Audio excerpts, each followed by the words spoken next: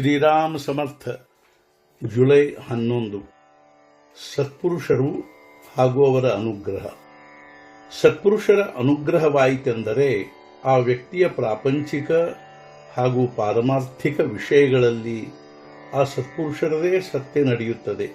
ಸರ್ಕಾರದ ಕೈಯಲ್ಲಿ ಸರ್ವ ಅಧಿಕಾರ ಇರುತ್ತದೆ ಹಾಗೂ ರಾಜ್ಯತಂತ್ರವು ವ್ಯವಸ್ಥಿತವಾಗಿ ನಡೆಯುವುದಕ್ಕಾಗಿ ಒಂದೊಂದು ವಿಭಾಗದ ಕಡೆಗೆ ಒಂದೊಂದು ಕಾರ್ಯಭಾರವನ್ನು ಒಪ್ಪಿಸಲಾಗಿರುತ್ತದೆ.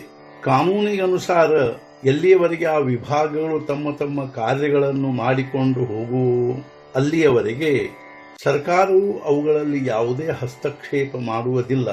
ಕೇವಲ ವಿಶೇಷ ಪ್ರಸಂಗಗಳಲ್ಲಿ ವಿಶೇಷ ಕಾರಣಗಳಿಗಾಗಿ ಸರ್ಕಾರವು ಹಸ್ತಕ್ಷೇಪ ಮಾಡಿ ತನ್ನ ಅಧಿಕಾರದ ಉಪಯೋಗವನ್ನು ಮಾಡುತ್ತದೆ ಹಾಗೂ ತನ್ನ ಇಚ್ಛೆಯಂತೆ ಪರಿಸ್ಥಿತಿಯನ್ನು ನಿರ್ಮಾಣ ಮಾಡುತ್ತದೆ. ಅದೇ ನಿಯಮವು ಇಲ್ಲಿಯೂ ಅನ್ವಯಿಸುತ್ತದೆ. ಪ್ರಾಪಂಚಿಕರ ವಿಷಯದಲ್ಲಿ ಪ್ರಾರಬ್ಧವು ಒಂದು ವಿಭಾಗವಾಗಿರುತ್ತದೆ.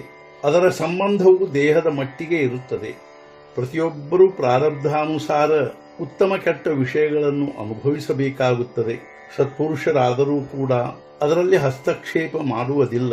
ಆದರೆ ಪರಮಾರ್ಥದ ವಿಷಯದಲ್ಲಿ ಅವರದು ಸರ್ವಸತ್ಯ ಇರುತ್ತದೆ. ನಾವು ಮಾತ್ರ ಅವರು ಹೇಳಿದ ಸಾಧನೆಯಲ್ಲಿದ್ದು ಅವರಿಗೆ ತಮ್ಮ ಕಾರ್ಯಭಾರವನ್ನು ನಿರ್ವಹಿಸಲು ಅಡ್ಡಿಯಾಗದಂತೆ ವ್ಯವಹರಿಸುವುದು ಅವಶ್ಯವಿರುತ್ತದೆ. ಆ ಅಡೆತಡೆಯು ಅನೇಕ ಪ್ರಕಾರದ್ದಾಗಿರುತ್ತದೆ. 1. ಅವರು ಹೇಳಿದ ಸಾಧನೆಯ ವಿಷಯದಲ್ಲಿ ಸಂಶಯ ಹೊಂದುವುದು. 2. ಇನ್ನೊಬ್ಬರಿಗೆ ಒಂದು ದಿವಸದಲ್ಲಿ ಸಾಧಿಸಿತು, ನನಗೆ ಇನ್ನೂ ಸಾಧಿಸಿರುವುದಿಲ್ಲವೆಂಬ ವಿಚಾರ ಮನಸ್ಸಿನಲ್ಲಿ ಬರುವುದು. 3. ಹೇಳಿದ ಸಾಧನೆಗಿಂತ ಹೆಚ್ಚು ಅಥವಾ ಕಡಿಮೆ ಪ್ರಯತ್ನ ಮಾಡುವುದು. ಸ್ವಲ್ಪದರಲ್ಲಿಯೇ ಹೇಳುವುದಾದರೆ, ಒಮ್ಮೆ ಸತ್ಪುರುಷರ ಪಾದಗಳ ಮೇಲೆ ತಲೆ ಇಟ್ಟ ಮೇಲೆ ನಮ್ಮ ಪ್ರಪಂಚ ಹಾಗೂ ಪರಮಾರ್ಥ ಎರಡನ್ನೂ ಅವರ ಕಡೆಗೆ ಒಪ್ಪಿಸಿ ಪ್ರಪಂಚದಲ್ಲಿ ನಡೆಯುವ ಘಟನೆಗಳು ಅವರ ಇಚ್ಛೆಯಿಂದಲೇ ನಡೆಯುತ್ತವೆ ಎಂಬ ಭಾವನೆ ಹೊಂದಿ ನಮ್ಮ ಕರ್ತವ್ಯವನ್ನು ಮಾಡುತ್ತಾ ಅವರು ಹೇಳಿದ ಸಾಧನೆಯಲ್ಲಿ ಏಕನಿಷ್ಠೆಯಿಂದಿರುವುದೇ ನಿಜವಾದ ಮಾರ್ಗವಾಗಿರುತ್ತದೆ. ಸಂತರ ದೇಹದ ಕಡೆಗೆ ನೋಡುವ ಕಾರಣವಿರುವುದಿಲ್ಲ. ಅವರ ದೇಹವು ನಮ್ಮ ಕಾರ್ಯವನ್ನು ಮಾಡುವುದೇ ಇಲ್ಲ. ಅವರು ಪರಮಾತ್ಮ ಸ್ವರೂಪರೆಂಬ ನಮ್ಮ ಭಾವನೆಯೇ ನಮ್ಮ ಕಾರ್ಯವನ್ನು ಮಾಡುತ್ತದೆ. ಸಂತರು ಅತ್ಯಂತ ದಯಾಳು ಇರುತ್ತಾರೆ. ಸತ್ಪುರುಷರಿಗೆ ಭಗವಂತನ ದರ್ಶನವಾಗಿರುವುದರಿಂದ ಸತ್ಪುರುಷರು ದೇಹದಿಂದ ಈ ಜಗತ್ತಿನಲ್ಲಿ ಇರುವಂತೆ ತೋರಿದರೂ ಅಂತರಂಗದಲ್ಲಿ ಅವರು ಭಗವಂತನ ಹತ್ತಿರವಿರುತ್ತಾರೆ. ಆದ್ದರಿಂದ ನಾವು ಸತ್ಪುರುಷರ ಕಡೆಗೆ ಹೋಗುವಾಗ ಈ ಜಗತ್ತಿನ ವಸ್ತುಗಳ ವಾಸನೆಯನ್ನಿಟ್ಟುಕೊಂಡು ಹೋಗುವುದು ಯೋಗ್ಯವಲ್ಲ.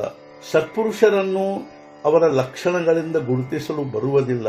ಅವರು ಪುಸ್ತಕಗಳಲ್ಲಿ ಹೇಳಿರುವ ಲಕ್ಷಣಗಳಿಗೆ ಅತೀತರಾಗಿರುತ್ತಾರೆ. ಅವರನ್ನು ಗುರುತಿಸಲು ನಮ್ಮಲ್ಲಿ ಸ್ವಲ್ಪಾದರೂ ಭಗವತ್ ಪ್ರೇಮ ಬೇಕಾಗುತ್ತದೆ. ಭಗವಂತನ ಪ್ರೇಮವು ಒಂದು ದೊಡ್ಡ ಹುಚ್ಚು ಆಗಿರುತ್ತದೆ. ಅದು ಯಾರಿಗೆ ಹಿಡಿಯುತ್ತದೆಯೋ ಅವನು ನಿಜವಾದ ಭಾಗ್ಯವಂತನೇ. ಇಂದಿನ ಮುಖ್ಯ ವಿಚಾರ, ಭಗವಂತನ ದಾಸ್ಯತ್ವದಲ್ಲಿರುವ ಪ್ರೇಮವು ಜಗತ್ತಿನ ಸ್ವಾಮಿತ್ವದಲ್ಲಿ ಇರುವುದಿಲ್ಲ. ಸದ್ಗುರುನಾಥ ಮಹಾರಾಜ್ ಕಿ ಜೈ. ಜೈ ಜೈ ರಘುವೀರ ಸಮರ್ಥ.